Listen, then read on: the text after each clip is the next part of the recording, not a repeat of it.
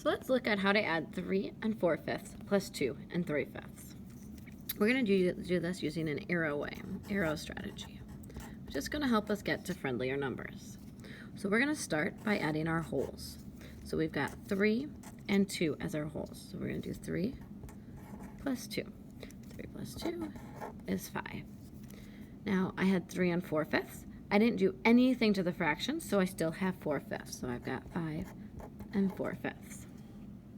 Next, I'm going to add to a friendly number. I would then try to get to the next whole number. So the next whole number I could get to is 6. So I want to get from 5 and 4/5 to that whole number of 6 because it's easier to work with. Okay.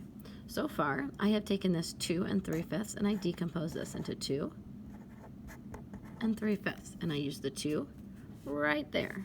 So I'm going to cross it off just so I remember that I used it. I have this 3/5. I want to get from 5 and 4/5 to 6/5. I need one more fifth to get there, so I'm going to decompose my 3/5 into 1/5 and 2/5. And I'm going to use that 1/5 right here to get me to a 6th. So I use the 1/5, and I still have 2/5 left. So now I'm going to do 6 plus 2/5. And that's a friendly number to work with and an easy number to add. And I'm going to get to 6 and 2/5. So my answer is 6 and 2/5. So a quick review, the first thing you do is add the wholes. Then you add to get to the next whole number.